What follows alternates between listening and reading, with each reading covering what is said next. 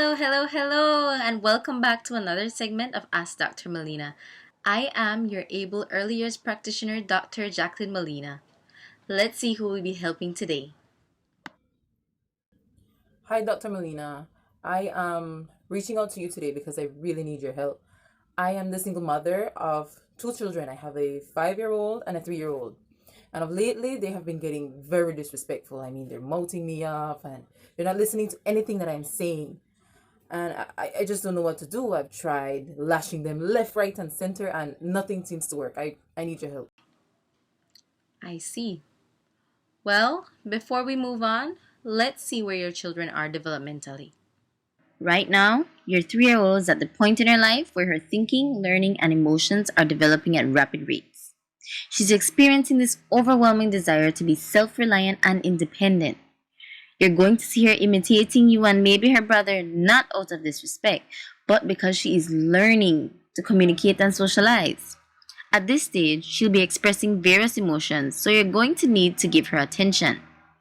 Help her develop her independence by instructing her to do things. Because she's at the point where she's trying to figure things out for herself, I urge you to set logical rules and limitations that you will need to communicate to her. Moreover, try not to focus so much on every little thing she doesn't do right and instead celebrate everything that she does right so she can begin to decipher right from wrong. As for your 5-year-old, he is at the point where he's constructing his personality based on the interactions he has with those around him. You will need to model desired behaviors for him and take the time to clearly and consistently instill positive principles in him. He's going to be demonstrating his ability to rely on himself. That could involve anything between getting dressed to doing simple tasks. I encourage you to allow him those opportunities to facilitate his self confidence. Above all, to avoid misunderstandings, it is important that you communicate to him in concrete terms, which will in turn curb the manner in which he responds and reacts. Behavior, according to Curtis 2011, is whatever a person thinks, says, and does.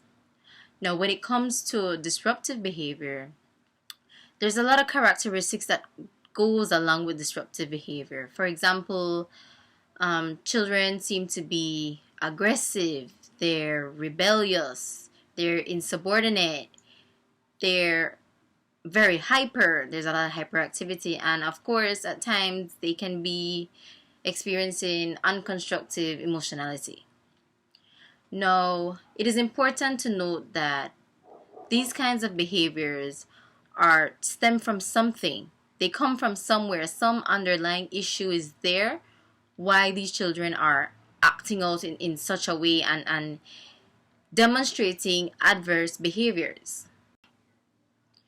As a parent, being the more knowledgeable person in the equation, you have to know what's going on with your child. So you have to know about child development for starters.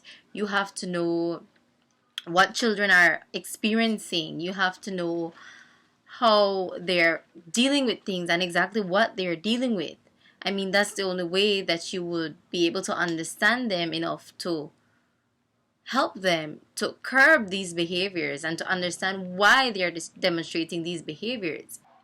Moreover, in terms of the practice of spanking your child, you need to stop that right now. That has to stop right now.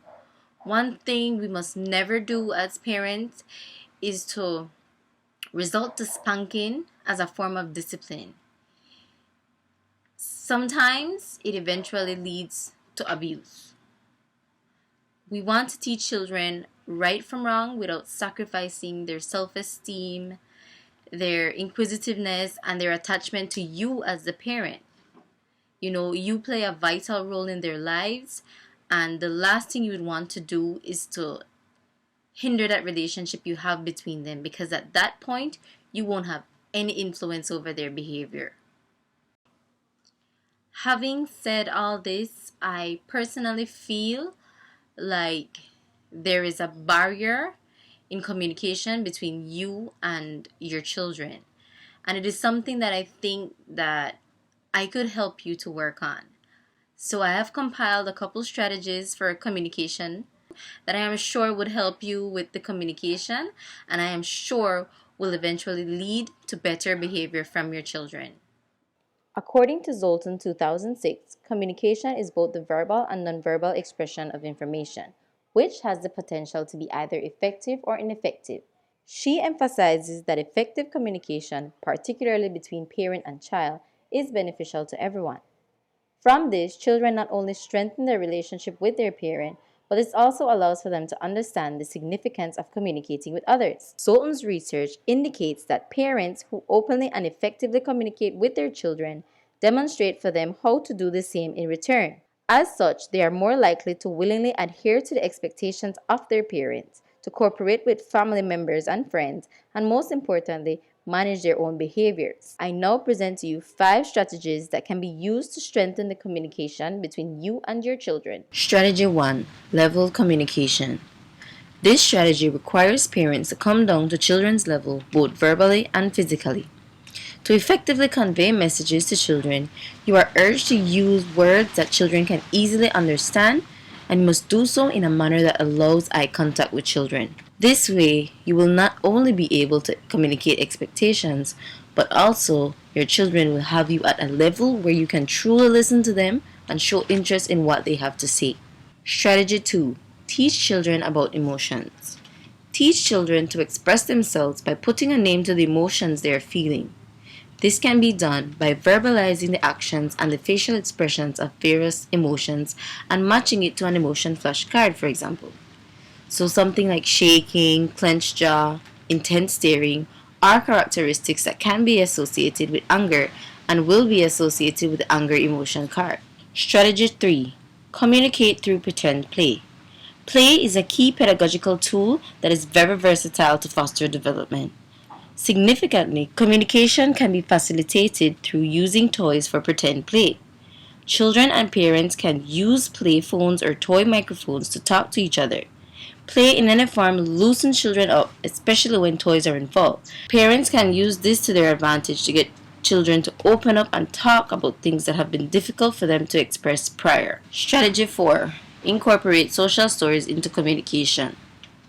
Social stories are strategically written to emphasize specific skills children need to improve on, as well as the behavioral steps needed to accomplish it. For example, let's say your child threw a tantrum and started to get disrespectful because she did not get her way. A social story could then be created for the child to help her to better understand the circumstances of the situation without being have to be told directly, offering parents a way to express themselves to children and giving children something concrete to react and respond to. Strategy 5: Using pictures to communicate. When verbal communication can be an issue, pictorial communication can take its place. For this strategy, you, the parent, would have to teach children the word that corresponds with the picture so that when it is officially used to communicate, the child will know exactly what to do without the need for words. This way, children who are incapable or reluctant to verbally express themselves would have a more comfortable medium to communicate desires and feelings. And that's all for today. I thank you all for tuning in, and I urge you to do so again tomorrow. Remember, if you have questions, you can always ask Dr. Molina.